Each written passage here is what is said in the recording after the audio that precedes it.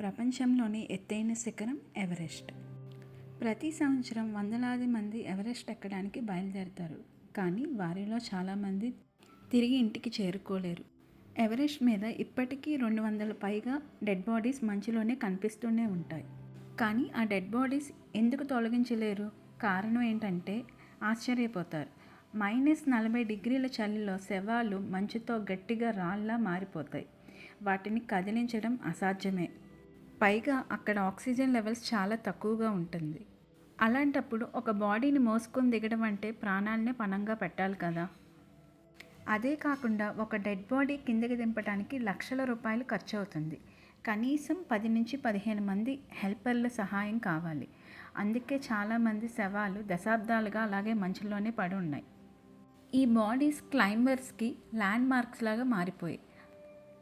Subscribe చేయటం మర్చిపోకండి.